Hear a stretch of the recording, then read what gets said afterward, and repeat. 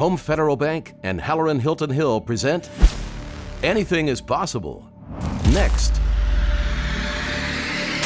I'm Terry Bullman, and I got next.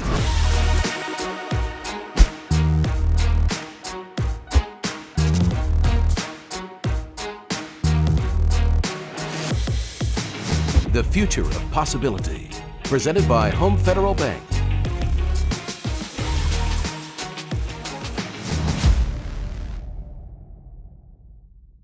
Tell me what you do. Well, mainly I own a studio called Bullman's Kickboxing, Krav Maga and Fitness. We do Krav Maga, which is self-defense. We do fitness, kids, a little bit of everything. I do some contract work for self-defense for corporations.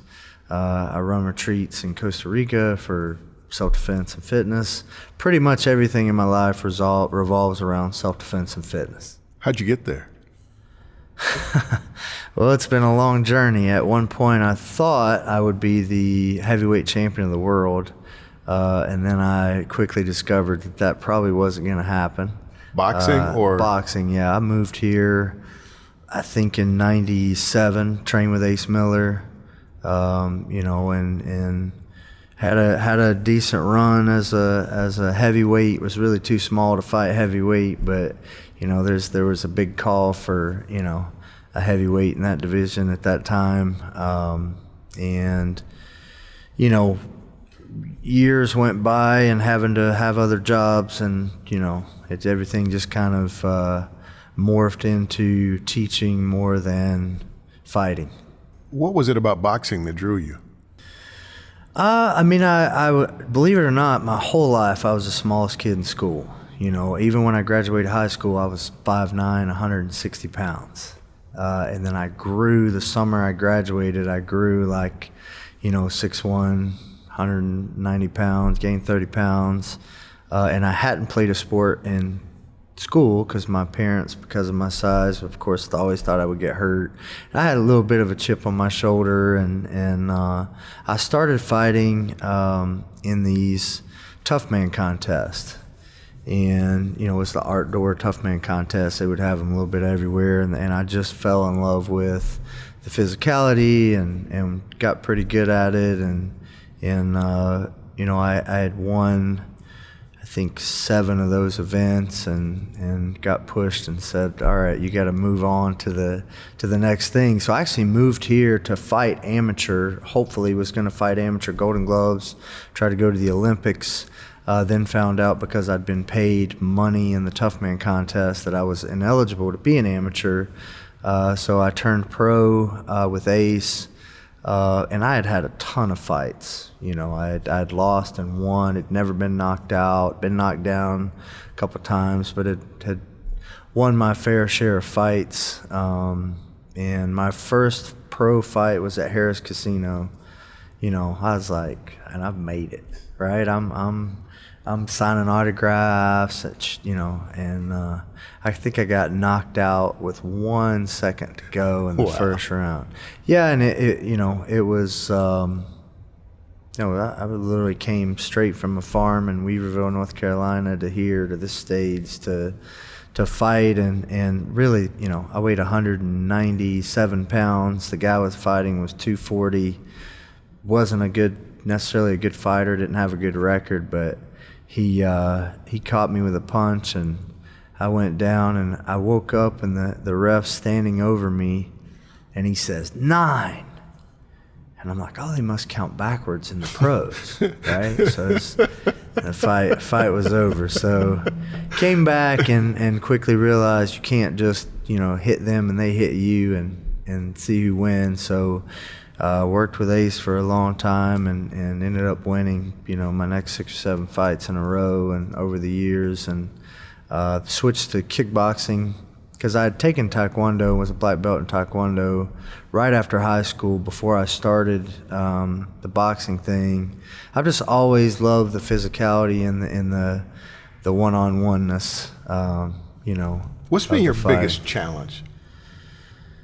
Biggest challenge probably was, letting go of the fighting dream and transitioning into the business thing. You know, I had a son super early when I was 22, trying to be a good dad, trying to work and provide, trying to be a fighter and go to the next stage, you know, and then just kind of giving up on that side of it. I mean, I still compete in jiu-jitsu, but that's my age, my weight, you know, it's a little bit different. So that was probably the biggest challenge for me. What's been your biggest success? Other than my children, I would say my biggest success would be, you know, the gym I have now. And, you know, we started at a small facility, about 2,000 square feet, just being me, to moving to Western Plaza, jumping to about 6,000 square feet and having a few employees. And now we're still in Western Plaza, but they've put us about 10,000 square feet. I think I have 15 or 16 employees, and you know, just the camaraderie there and the energy that we have there. So a lot of people come, and that's kind of their, you know, they're there every day for a couple classes, hitting a bag or hitting the gym, and it's, you know, it feels good to have that and have created that. At this point, what are your rules for possibility and success? I mean, I think, you know, as cliche as it is, I think possibilities are endless. You know, even from year to year, you know, sometimes through the year I'll look back and think, man, I never would have thought I would be here this time last year. And that can be negative or positive. Right. But, you know, I consider myself to be a pretty positive person. You know, and I think if good things can happen for me, they can happen for anybody. Like I said, I grew up on a small farming town, didn't go to college, moved here, you know, 20 years ago trying to be a fighter, and have fought on some big stages, but have been able to create a brand, create a gym, and I'm getting to do what I love to do. Sometimes I don't make the money that I want to make, but for me, if I could pay my bills and do what I love to do, that's a win. What are the characteristics of a successful person to you? What does it take? Not quitting, you know, not giving up, not getting down, not getting depressed, you know, just trying to, and you're going to have bad days. There are going to be times when you think, man, I don't know how I'm going to get out of this one. So, you know, I think just keeping that drive alive, and then always, you know, the hardest thing for me is continuously pushing myself to that next level, because you get comfortable. You're like, well, I got, you know, even if it's not on a financial level, just sometimes, well, you feel like you made it. You know, I felt like I made it when I made it to Harris Casino, fighting on a pro card on TV, and then you wake up and you're like, well, I didn't make it. Yeah.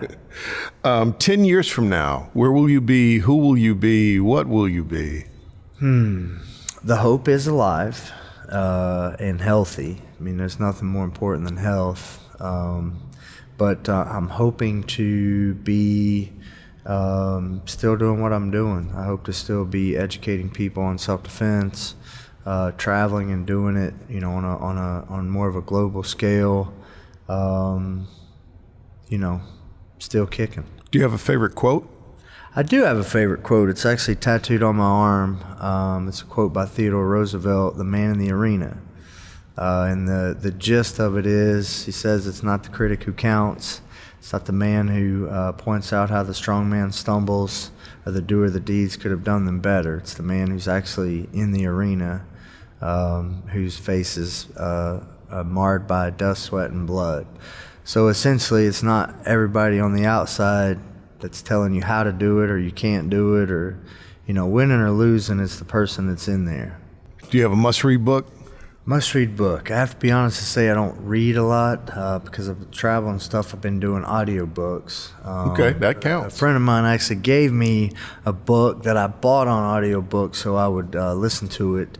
Extreme Ownership by Jocko Willink's is really good. You know, he's kind of an ex-Navy SEAL, but it's talking about, you know, extreme ownership being that no matter what, if you're part of a team and you're the leader of the team, it falls on you, and anything that goes wrong is ultimately your fault. So, and that, you know, that's what I'm trying to educate myself now is to try to be a good leader, mainly for my staff and lead them. And I feel like, you know, I've been so, you know, it's just been me for so long.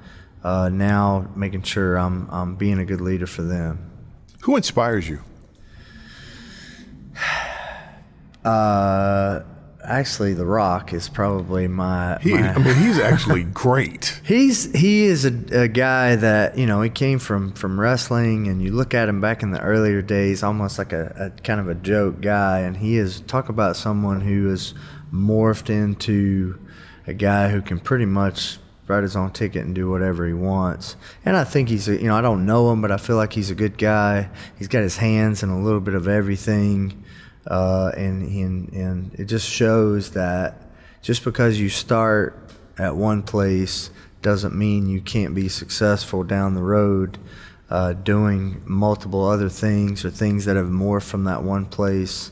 You know, I think he could go back to wrestling right now and be amazing. Yeah, he's probably my guy right now. I'm a big fan of The Rock. Finally, your advice for someone launching their dream. Someone lost. You know, just keep the vision that you have and the dream that you have and what you want, no matter how ridiculous it might seem to other people or the negative talk that you get. You know, that was one thing that my boxing coach Ace told me. He's like, you gotta cancel out the outside noises, because there's always going to be people telling you you can't win, you can't do this, you can't do that. Fortunately for me, I've always been one of those people. If you tell me I can't, I'm gonna find a way. Yeah. Inspiring. Thank you for coming by today. Hey man, thank you for having me. I appreciate it a bunch. This is Terry Bullman. He's got next. Thank you, bro. Thanks, brother. I appreciate it, man.